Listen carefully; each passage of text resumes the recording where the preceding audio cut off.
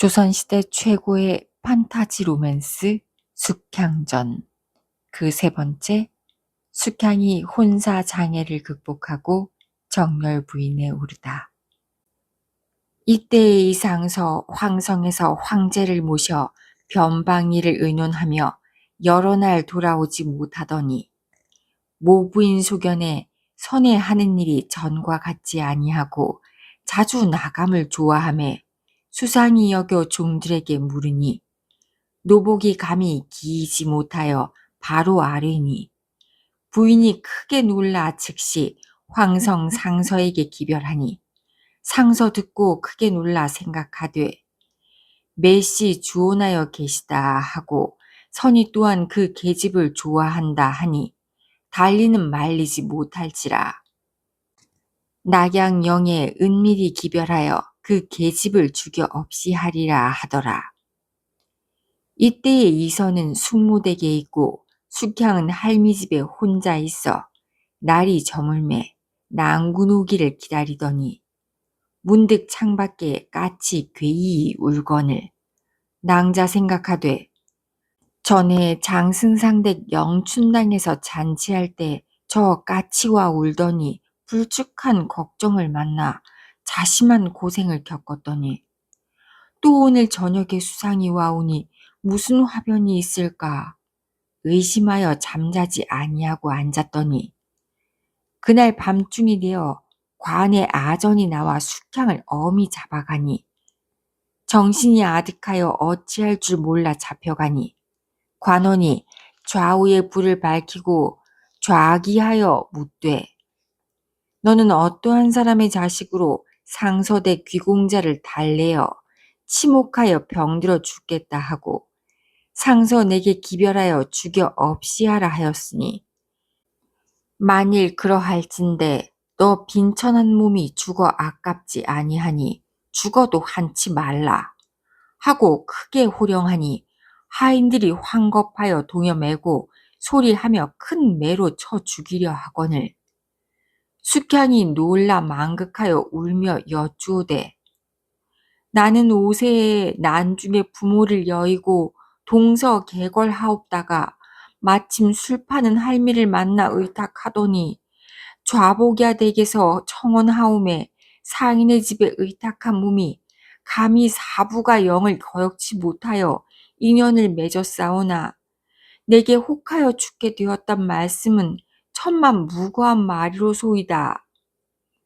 관원이 분부하되 내 말 아니하여도 내 무지함을 내 짐작하나 상서 호령이 엄준하니 나는 칙념하는 대로 다스릴 것이요 너는 비록 애매하나 원망치 말라 하고 중장하라 호령하니 나장이 큰 매를 들어 치고자 하나 스스로 팔이 무거워 매를 치지 못하니 원이 보고 다른 나장으로 호령을 엄히 하되 일양 헐장하면 때리는 신용만 하면 너희 놈들을 일체로 죽이리라.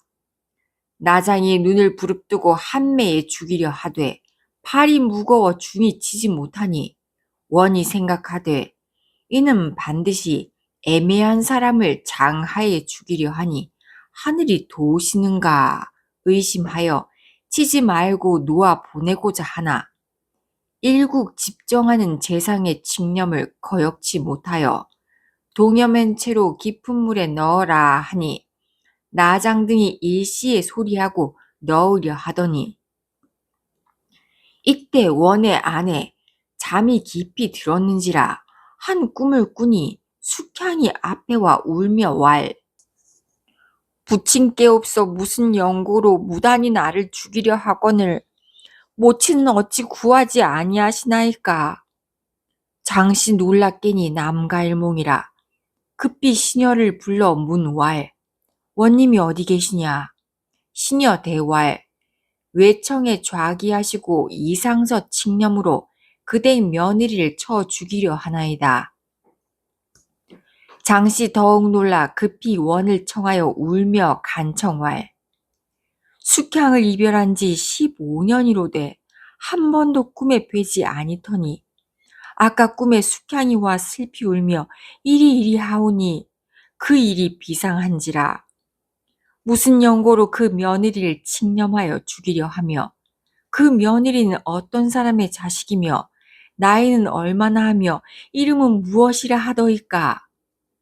다보알, 제 말이 5세의 부모를 난중에 잃고 동서개걸하여 다니다가 마침 술 파는 할미댁에 의탁하였더니 좌복이야 댁에서 구원하심에 거역지 못하여 허하였더니 거짓 치목해 하여 죽게 되었다 하고 애매한 나를 죽이려 하오니 죽기는 죽사오려니와 부모를 다시 만나보지 못하니 하니라 하고 발명하매 내 소견도 그러하되 상소의 칙념이 엄함에 마지못하여 죽이려 하니 나장이 중이 치지 못함에 물에 동여매어 넣어라 하였나이다. 장시 듣고 더욱 눈물을 금치 못하여 왈. 그 계집의 이름과 나이를 물어 다짐 받으셨나이까? 답왈. 이선의 첩 같으면 다짐 받았을 것을 그 아내라 함에 다짐 받지 못하였나이다. 장시왈. 내 꿈이 괴이한지라 내일 내 친히 보고자 하오니 아직 죽이지 말고 내일 내 청에 좌기하고 올리라 하소서. 김전이 그 말 듣고 나와 분부하여 아직 물에 넣지 말고 하옥하라 하다. 숙향이 큰 칼을 쓰고 옥중에 들어가니 옥중 죄인이 다 보고 불쌍히 여겨왈.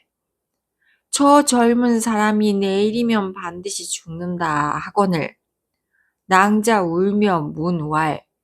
이 땅이 어디라 하느뇨? 다 이르되 낙양 고을 옥이라 하나이다.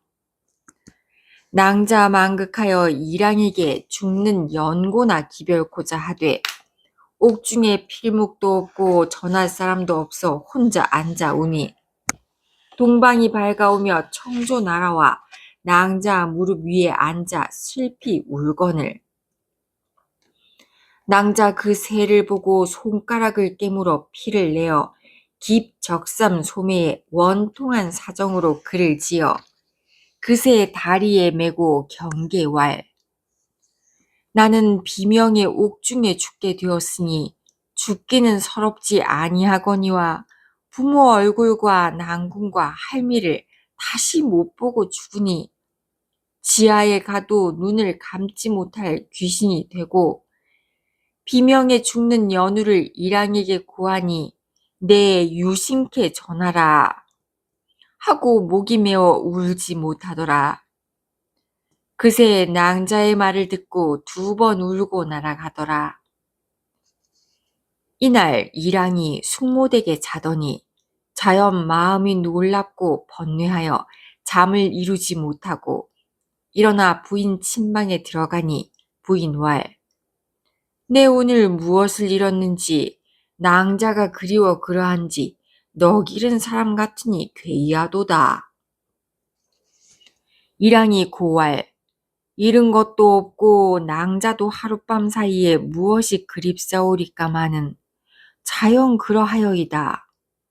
이리 말씀할 때 문득 청조 날아와 일랑의 무릎 위에 앉아 울거늘 괴이하여 자세히 보니 다리에 깊근 맨 것이 베거늘 끌러보니 낭자의 편지라 하였으되 전생 죄악은 이생에도 명키 어렵도다.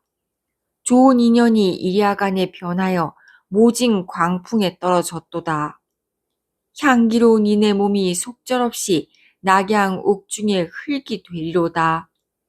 죽기는 서럽지 아니하거니와 부모와 난군의 얼굴을 다시 못 보고 죽는 숙향은 지하에 가도 눈을 감지 못하리로다. 바라나니 불쌍한 숙향의 신체나 찾아 좋은 산중에 묻어 주옵소서 하였더라. 일랑이 보고 크게 놀라 통곡하고 그 편지를 숙모께 드리고 낙양 옥중에 가 낭자와 한 가지 죽으려 하더니 숙부인 왈. 아직 자세히 알지 못하고 전도히 굴지 말라 하며 일변 하인을 불러 할미 집에 가보고 오라 하고 일변 그 고을 수리 원통을 불러 그 연고를 물으니 원통이 고왈. 상서 칙념하시어 숙향을 잡아다가 죽이라 하신 고로 원님이 상서 영을 거역지 못하여 어젯밤에 숙향을 잡아다가 죽이려고 큰 매로 치되 집장 사령이 매를 들지 못하여 죽이지 못하였사오나 오늘 죽이려 하고 큰 칼 씌워 옥에 수금하였나이다. 부인 듣고 크게 놀라왈. 선이 비록 상서의 아들이나 내 양자하였음에 내 주온하였거늘 내게 묻지 아니하고 나를 과부라 업신여겨 이러하니 내 황성에 들어가 일러 듣지 아니하면 황후께 사뢰어 황제께 주달하리라. 즉시 행리를 차려 장안으로 가니라. 이랑은 집에 들어가 울며 왈 낭자 죽으면 함께 죽으리라 하더라. 이상서의 명을 듣지 않은 김전은 계양태수로 이직된다.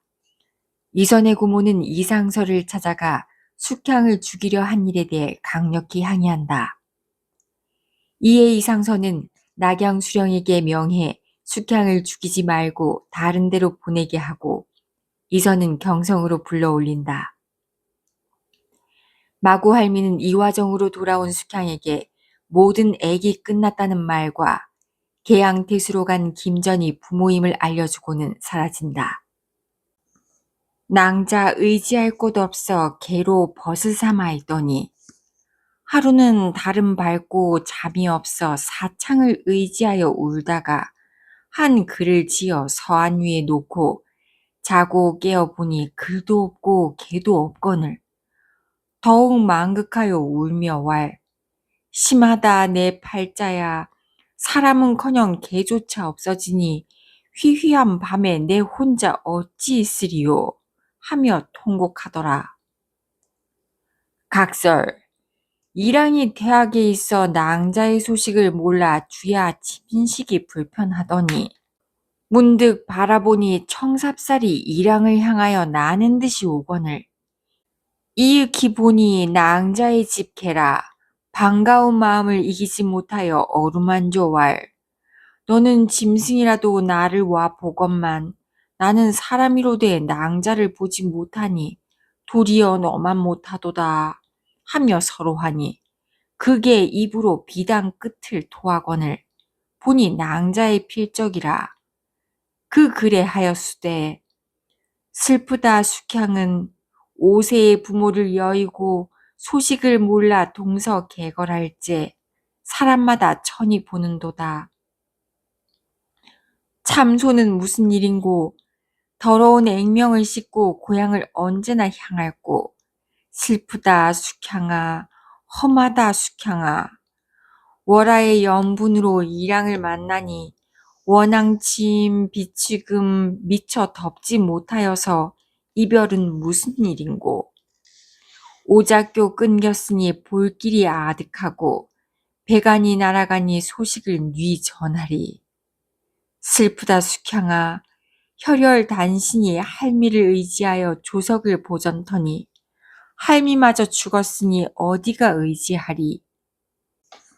천지 광대하나 일신 지정할 곳 바이 없다. 살아서 이랑 만날 길 없으니 지하에 가도 눈을 감지 못하리로다. 하였더라. 이랑이 할미 죽은 줄 알고 낭자 일정 죽을까 하여 즉시 제 밥을 내어 개를 주고 답서를 써 개 목에 메고 경계왈 빨리 돌아가 낭자께 전하라 하고 또 이르되 급히가 낭자를 보호하라 하니 그게 머리를 쫑그리며 응하고 가더라. 이때에 낭자 혼자 울더니 멀리서 무엇이 소리하고 오거늘 낭자 더욱 두려워 문을 잠그고 울음을 그치고 가만히 들으니 소리는 나무 베는 소리 같되 무엇인 줄 몰라 앉았더니 그 짐승이 방문 밖에 와 발로 허비거늘 창틈으로 엿보니 삽살개러라. 반가워 내달아 등을 만지며 왈 때 어디 갔다 왔느냐. 그게 목을 들거니 자세히 보니 일봉 서찰이 메었는지라. 즉시 풀어보니 이랑의 편지라. 그 글에 하였으되 선은 2번 절하고 일봉서를 낭자께 올리나니 선으로 하여금 낭자 괴로운 일을 보게 하오니 이는 다 나의 죄라. 이제 지난 일은 속절없거니와 한 번 이별 후에 은하수 가렸고 청조 끊어지니 소식 전할 길이 없어 서산에 지는 해와 동령에 뜨는 달을 대하여 생각 없이 간장만 썩힐 따름이더니 천만 몽회의 청삽살개의 소식을 전하거늘 낭자의 필적을 보니 오간을 대한 듯 반가운 마음을 이기지 못하오며 할미조차 죽었다 하니 뉘를 의지하여 지내는고 낭자 외로이 지내는 형상을 생각하니 간장이 끊어지는 듯하여 붓을 들어 종이를 대하며 정신이 아득하고 눈물이 솟아나 두서를 차려 답서를 쓰자 하니 글자는 아니 되고 수묵 산수만 그려 있다. 옛 말에 하였으되 흥짐 비례요 고진 감내라 하였사오니 설마 우린들 하늘이 그다지 미워하시리까. 요사이 동당 기별 있사오니 천행으로 참방하오면 나의 평생 원을 이루고 낭자의 은혜를 갚을 것이니 천금 같은 몸을 가벼이 말고 선의 돌아감을 기다려 사생 고락을 한 가지 함을 바라나이다 하였더라. 낭자 울며 개에게 왈 황성이 예소 500리라 내 어찌 잘 찾아갔느냐. 너 갈 줄 알았으면 마음에 맺힌 회포를 다 적어 보냈을 것을 어찌 모르게 하여 갔더냐.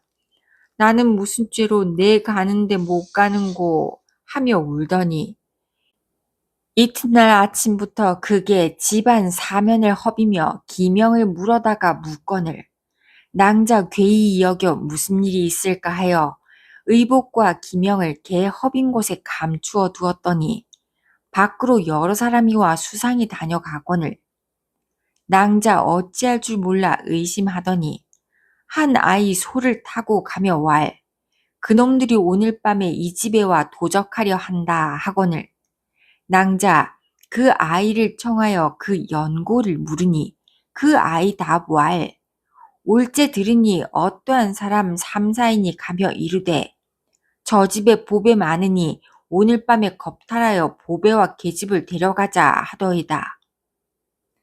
낭자 그 말을 듣고 망극하더니 날이 저물매 개에게 경계왈 오늘 밤에 도적이 온다 하니 그 욕을 보고 죽느니 할미 곁에 가 죽고자 하니 내 할미 분묘를 가르치라. 그게 응답하거늘 낭자 죽을 때 입으려 하던 좋은 옷 2~3가지를 싸매고 나서니 그게 눕고 일어나지 아니하거늘 낭자 민망하여 하더니 이윽하여 일어나거늘 따라가니 한 무덤이라. 일정 할미 분묘인 줄 알고 통곡하더니 이때 상서 부인을 데리고 완월루에 올라 달 구경할세. 문득 풍편의 울음소리 들리거늘 부인이 하인에게 문왈 울음소리 어디서 들리느뇨. 마침 이랑 유모 남편이 시위하였다가 부인 말씀을 듣고 산 옆을 가니 한 계집이 앉아 울거늘 문왈 어떠한 사람이 밤에 얘 와서 우느냐.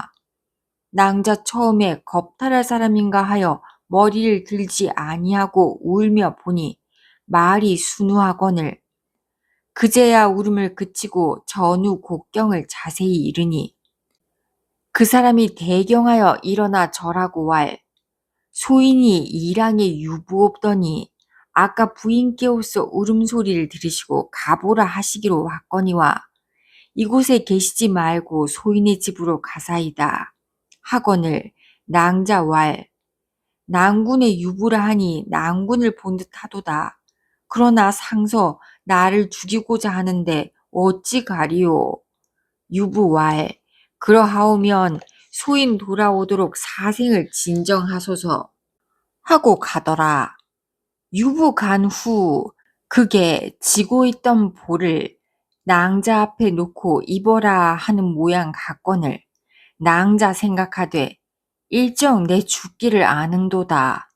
개에게 왈 내 죽거든 흙으로 신체를 감추었다가 낭군이 오시거든 가르치라 하고 옷을 입으니 개 머리를 들고 상서댁 보며 찾을 거동을 베거늘 낭자 생각하되 상서 아시면 일정 죽이려 할 것이니 남의 손에 죽느니 자수하리라 하고 깁수건으로 목을 매려 하니 그 개에 못 매게 하거늘 낭자왈 내 낭군을 다시 보게 되리라 하는 뜻이면 네 할미 분묘에 올랐다가 다시 내려 분상을 향하여 절하면 네 뜻대로 하리라.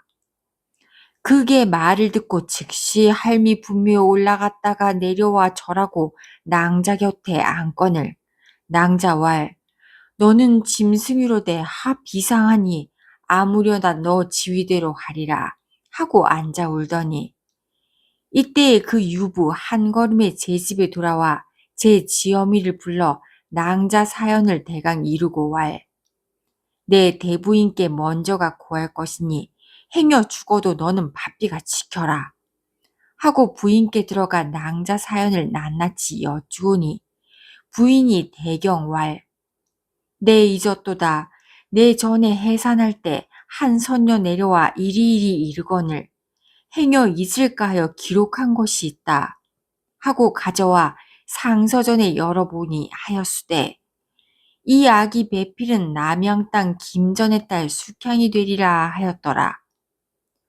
이 계집의 이름이 숙향이라 하니 천정 배필이라. 데려다가 제 근본을 득보고 선이 돌아와 처치함을 보사이다. 상서 허하거늘 부인이 계집종과 남종 열을 정하여 교자를 보내어 데려와라 하다. 이때 낭자 혼자 앉아 울더니 한 할미와 절하고 왈 소녀는 일항에 유무 없더니 젖음께 듣사오니 낭군이 배필을 정하시다 하오되 여보기야 댁에서 정원함에 알지 못하였더니 아까 할미 지아비 말씀을 듣사오니 이곳 계시다 하오매 낭군을 배운 듯 반가워 왔나이다. 낭자왈 낭군 유모라 하니 낭군을 본 듯하도다. 이전 일을 말하며 앉았더니 이윽하여 유부 교자를 가지고 노복을 거느려와 부인의 말씀을 전하거늘 낭자 사양치 못하여 교자를 타니 좌우 등촉이 낚았고 위 엄숙하더라. 중문에 이르니 시녀 나와 부인 말씀으로 완월루에 오시라 하니 노복이 교자를 바로 완월루에 놓거늘 낭자 누에 올라가니 상서 부인과 논자하였는데 좌우 화촉과 시녀 버려 있으니 위 엄숙한지라 낭자 멀리서 배우니 상서 보시고 왈 저러하거든 선이 아니 치목하랴 부인이 눈을 들어보고 왈 가히 어여쁘다 홍년 백년이여 수심 중에 저러하니 편이 있으면 양귀비 조비연이라도 미치지 못하리로다. 내 집은 어디며 부모는 뉘며 이름은 무엇이며 나이는 몇이나 하느냐. 숙향이 여쭈오되 5세의 부모를 난중에 잃고 길에 있더니 마침 사슴이 업어다가 장승상댁 동산에 두고 가니 그 댁이 무자식하기로 10년을 수양하였사오며 고향과 어버이 성명은 모르나이다. 상서왈 그 댁에 있다가 어찌 동촌 이화정 술 파는 할미 집에 왔던고. 숙향이 고왈 그 댁 중 사양이란 년이 첩을 모해하여 내치거늘 길로 다니며 빌어먹더니 우연히 할미를 만나 의지하였나이다. 너 장승상 댁에서 할미 집에 며칠 만에 왔느냐? 숙향이 고왈 오다가 노전이라 하는 땅에 하룻밤 자고 이튿날 왔나이다. 상서 대경왈 장승상 댁이 2에서 3,500리라. 비록 천리마를 타도 그리 속히 못 오려든 이틀 만에 온단 말이 괴이하도다. 부인왈, 너 이름은 무엇이며 부모는 뉘며 어느 날 어느 시에 낳느냐? 낭자 대왈, 이름은 숙향이요 나이는 기축 4월 초 8일 해시생이로소이다. 부인왈, 내 부모 성명은 모르고 생월 생신은 어찌 자세히 아느냐? 낭자왈, 어려서 부모 몸에 채운 것을 열어보니 그러하다 하고 적은 것을 부인께 드리니 부인이 받아본즉 하였으되 숙향의 자는 월궁선이라 하고 기축 4월 초 8일 해시생이라 금자로 썼거늘 가장 기특히 여기나 다만 부모 성명을 모르니 답답하도다. 상서왈, 그 글을 금자로 썼으니 일정 김성인가 싶도다. 낭자왈, 자란 후 전차로 듣사오니 저짐께 낙양영 왔던 김전이 나의 부모라 하더이다. 상소왈, 일정 그러하면 착하도다. 부인이 문왈, 그 사람의 가문이 어떠하니까?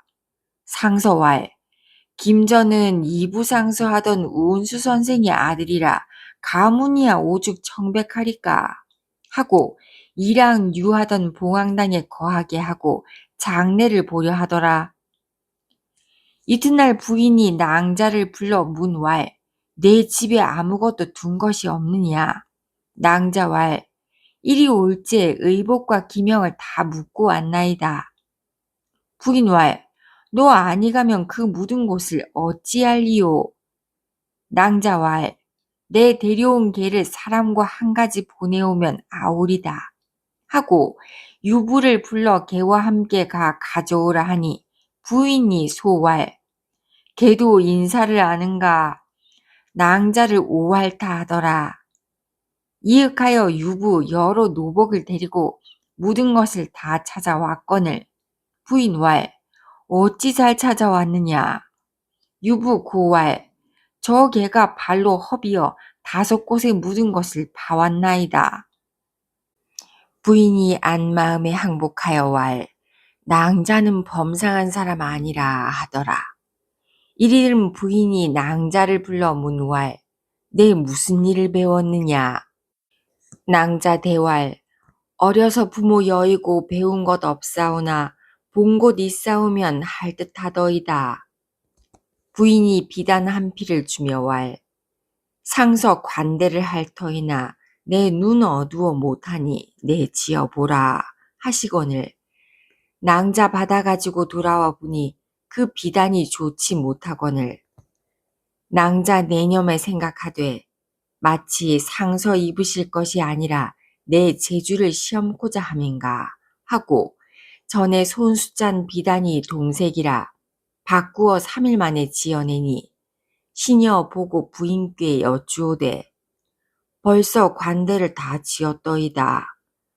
부인이 소왈, 관대는 다른 옷과 다르니 내 소시에 날 미칠이 없으되 5, 6일 만에 지었거늘 아무리 재주 능한들 3일 만에 지음은 헛말이로다. 할 즈음에 낭자 관대를 가지고 들어와 여쭈오되 처음이옴에 채도와 수품이 변변치 못하나이다.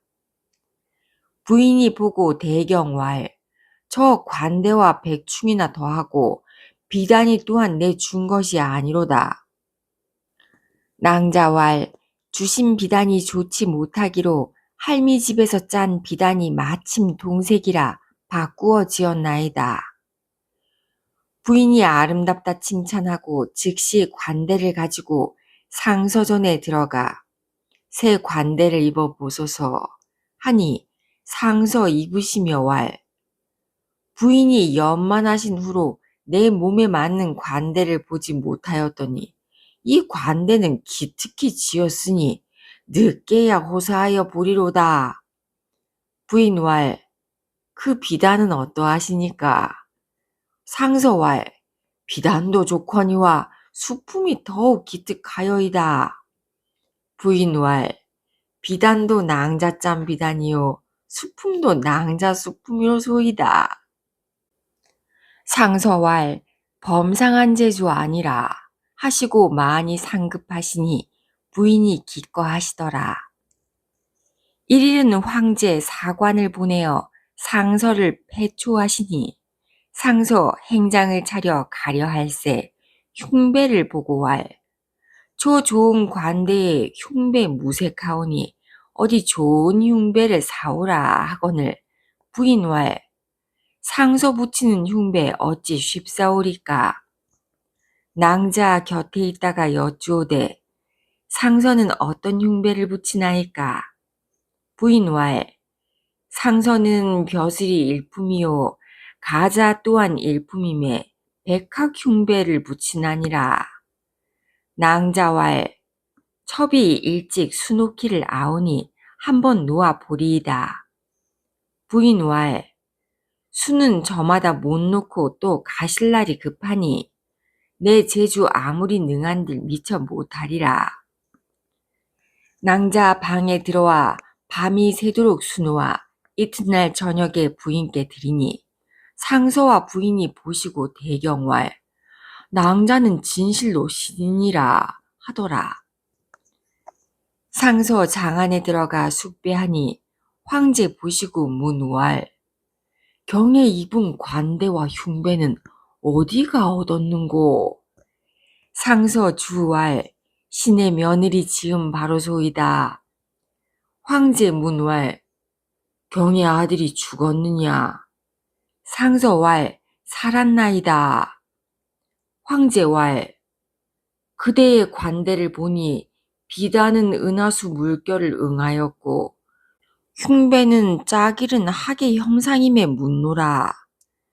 상서 대경하여 다시 복지 주왈 황상은 진실로 1월 정기를 가졌도소이다. 이선이 숙향 얻은 전후 사연을 여쭈오니 황제 칭찬왈 이 사람의 절행과 재주는 고금에 드문 바니 경에 충성이 지극하여 하늘이 주신 바라 하시고 많이 상사하시니 상서 사은하고 집에 돌아와 부인에게 황제 말씀을 이루고 상급하신 보패를 다 낭자를 주시고 이후부터 낭자를 사랑하시더라. 낭자 상서댁에 온 후로 마음이 편하니 얼굴이 날로 새로워 보는 사람이 칭찬 아닐이 없더라. 이때의 일왕이 삽살게 보낸 후로 일정 낭자의 소식을 몰라 집 생각이 날로 새롭더니 이때 태사 원관이 황제께 주왈 요사이 연하여 태을성이 태학에 비치고 모든 별이 다 응하였사오니 일정 태학에 어진 사람이 있는지라 설과하여지이다. 황제 허락하사 장안 선비를 모아 과거를 보일세 제1장원의 이선이거늘 황제 가장 아름다이 여기사 즉시 한림 학사를 제수하시니 선이 사은하고 집에 돌아올세 숙부인을 모시고 각 관에 선문 놓고 올제 가급 수령이 다 경대하고 구경하는 사람이 다 뉘아니 칭찬하리요. 이선이 낙양 땅에 들어 숙부인께 고왈 내 일이 되기도 대성사 부처님 덕이오니 가는 길에 배웁고 가올 것이니 숙모님은 먼저가 경연 기구를 차리소서.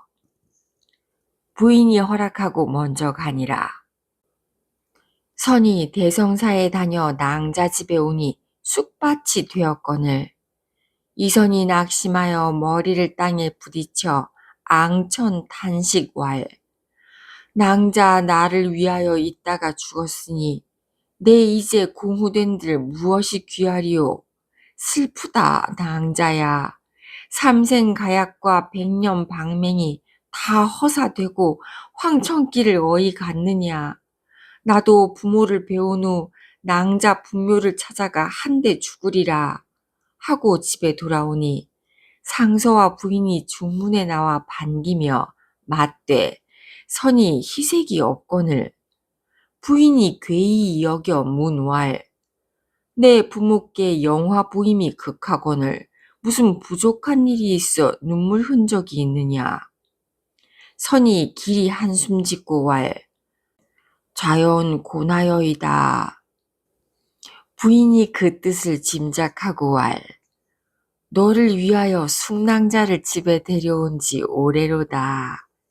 선이 고지듣지 아니하거늘 부인이 시비를 명하여 낭자를 나오라 하고 안으로 들어가거늘 과연 낭자 나와 학사를 보고 슬픔을 짓거늘 학사 눈을 들어보니 분명한 숙낭자라.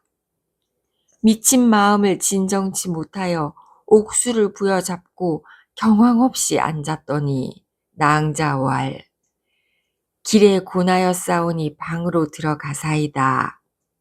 학사 답왈 요행으로 급제하였으니 몸은 곤치 아니하나 낭자를 위하여 조석으로 간장을 썩히다가 오는 길에 이화정을 찾아가니 개소리는 적막하고 바람소리만 사람의 심회를 돋거늘 한숨 짓고 돌아왔더니 천만 몽외의 낭자를 만나니 이제는 부족한 한이 없나이다.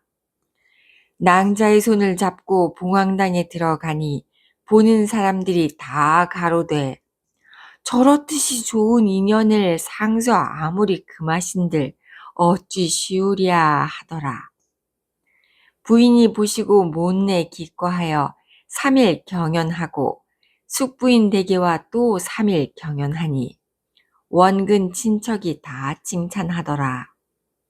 상서 학사에게 왈 요사이 숙낭자를 보니 인물과 행실이 부족함이 없으니 다만 내 모르게 장가들었다고 시비 있을 듯하며 또 양왕이 구원하기로 내 허락하였더니 일정 혼인을 재촉할 것이니 어찌하리요.